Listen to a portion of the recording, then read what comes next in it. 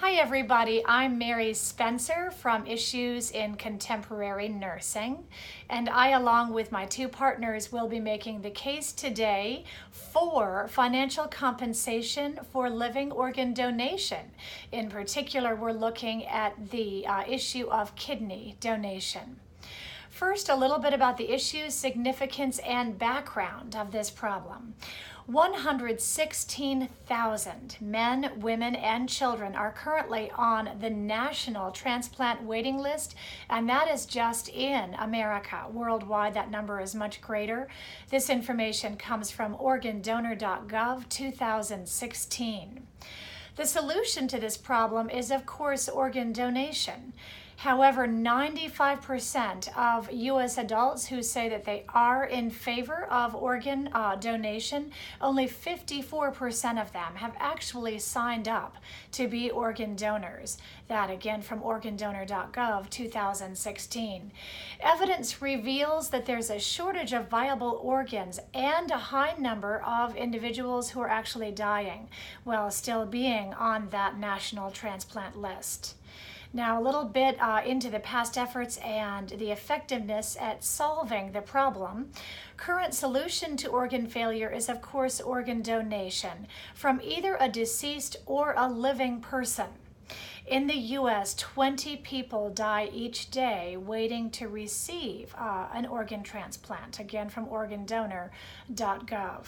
Unfortunately, the number of people waiting on that organ transplant list does continue to go up, while the number of deceased donations remains the same. So there again brings in the need for more living organ donation. Furthermore, organ matching processes pose another delay for organ transplantation. Factors that are, of course, taken into consideration, and they must be, a recipient's blood type and the donor's blood type, of course, the patient's body size, whether they're a child, adult, etc., the severity of the patient's medical condition, the distance between the hospitals, both for the recipient and the donor, the recipient's wait time, and both the patient's availability. Again, both, of course, the recipient and the donor. That has to be taken into account. This all from organdonor.gov. Not enough evidence exists to reveal how organ incompatibility affects the number of people who remain on that waiting list, but it is no doubt substantial. Now, another problem addressed by the Quester, Briand et al. 2015 study found that participants in that particular study were really surprised by how much living kidney donations cost them, both in terms of time and money. Some factors that were taken into account were doctors' appointments to see whether the donors were viable candidates, astronomical costs of time in the hospital, both for the recipient and also for the donor. Time off from work. Most people took 3 to 4 weeks to recover from a living kidney donation, and that is just the donor, to say nothing of how much longer it would take the recipient. Babysitting costs if the living kidney donor had children, and the costs of caring for elderly if the donor looked after elderly relatives. These all are factors that would have to be taken into account.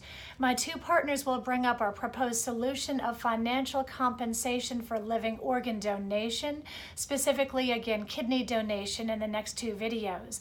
I want to close by making the point that if there were financial compensation for living kidney donation, it would have to be monitored, most likely by an organization like the National Kidney Foundation or the World Health Organization.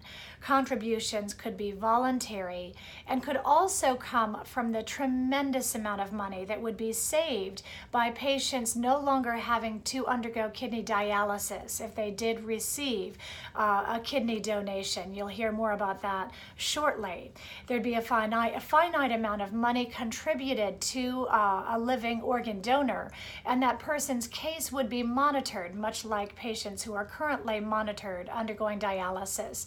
The success of the program, lastly, would be monitored very closely and would be determined by the donor's reporting of whether the financial compensation was enough and whether it motivated them to donate a kidney as a living donor. Thank you so much for watching. Now we'll go on to the next video.